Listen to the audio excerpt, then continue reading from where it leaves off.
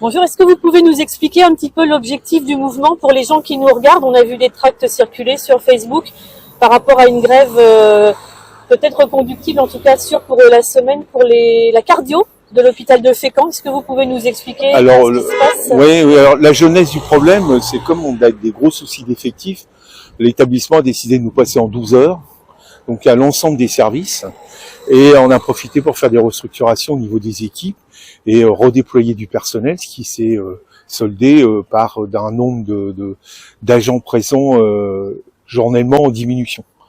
Donc effectivement, les collègues estiment qu'elles ne peuvent pas assurer la charge de travail, surtout pour un service spécifique comme la cardio, ou qui demande une surveillance continue, une surveillance permanente et des soins techniques. D'accord, donc on est presque dans le cadre un petit peu de patients scopés, j'imagine aussi, qui nécessitent de la surveillance, un peu comme en réa, surveillance continue, c'est ça? Voilà, c'est ça, oui.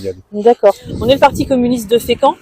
Notre but très prochainement, c'est de faire intervenir la sénatrice Céline Brulin, de la même façon qu'elle est intervenue pour l'EHPAD Yvon Lamour, simplement pour qu'elle alerte le ministère de la Santé pour beaucoup de choses qui se passent à l'hôpital de Fécamp, à la fois votre problème, mais pas que, parce qu'il y a le passage en 12 heures qui pose problème de toute façon, puisque vous ne faites pas 12 heures, mais vous faites beaucoup plus que 12 heures.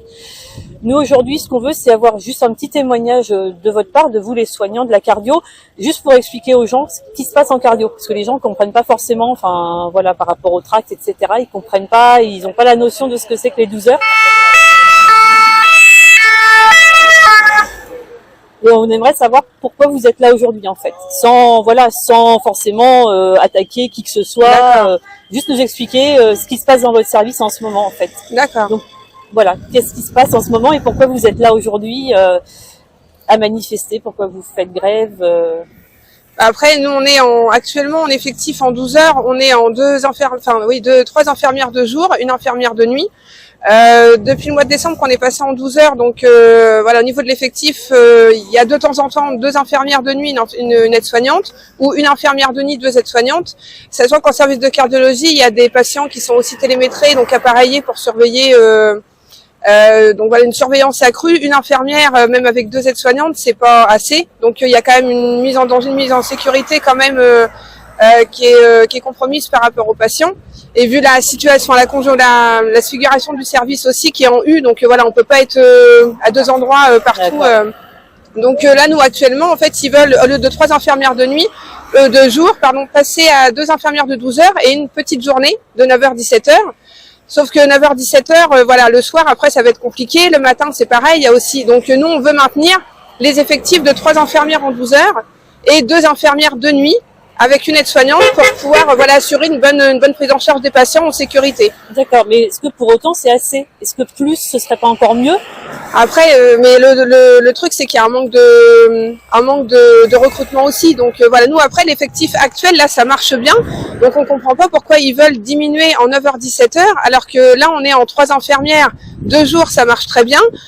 Dans la mesure du possible, du coup, il y a 2 infirmières de nuit. Voilà, en essayant de tourner un peu, mais nous, on voudrait que ce soit en permanence, quoi. Du lundi au dimanche, 2 infirmières de nuit avec une aide-soignante, et en permanence, 3 infirmières de 12 heures pour, voilà, assurer une bonne prise en charge des patients, quoi. D'accord. Syndicat Sud, alors est-ce que vous pouvez nous expliquer aux gens qui nous regardent ce qui se passe aujourd'hui? Donc visiblement c'est la cardio de Fécamp, mais j'ai cru comprendre que pas que, parce que ça pourrait toucher d'autres services. Qu'est-ce qui se passe aujourd'hui avec le passage en 12 heures? Est-ce que vous pouvez nous expliquer? Alors, le souci qui s'est passé, donc suite à des problèmes épidémiques, bronchiolite, Covid, et fin décembre de l'année dernière, on est passé en plan blanc. Dans ce cadre-là, et légalement, le directeur a passé l'ensemble des services de soins en 12 heures afin de répondre aux besoins au niveau soins.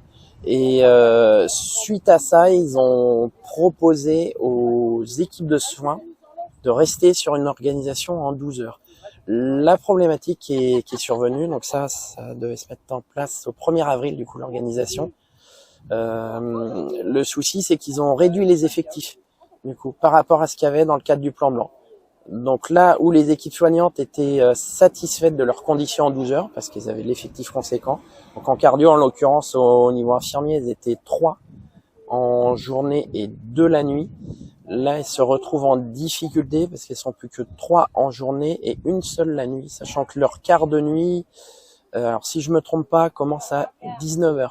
Donc sachant qu'à 19h, il y a encore beaucoup de toilettes à faire avant le coucher. Il y a tout ce qui est repas, enfin pour les infirmières, c'est les médicaments à donner à ce moment-là. Qu'ils ont aussi un certain nombre de lits qui sont ce qu'on appelle des lits scopés, donc avec une surveillance continue dessus, avec une seule infirmière. S'il y a un patient qui se dégrade, c'est très compliqué pour elle de gérer un service avec 30 patients dedans. Donc c'est pour ça qu'aujourd'hui, elles sont en colère et elles alertent parce qu'il y a un réel danger pour les patients en fait sur cette situation. Et quelle est la réaction du directeur de l'hôpital ou le cas échéant du ou de la DRH? Est-ce que ces personnes-là ont été sollicitées?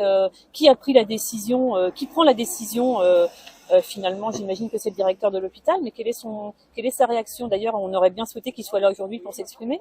Pour le passage en 12 heures ou pour l'organisation? Pour l'organisation et pour justement ce que réclame le service cardio. À chaque organisation de soins, ça doit passer en instance, donc en CSE en l'occurrence. Il y a eu un premier CSE extraordinaire par rapport à ça, où l'ensemble des syndicats a voté contre. Donc du coup, ça a obligé le directeur à représenter une deuxième fois en instance, dans un délai relativement court, les organisations. Il y a eu, alors pas unanime, mais un vote majoritaire quand même contre sur pas mal d'organisations.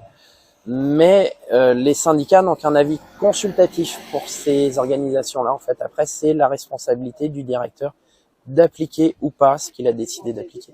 D'accord.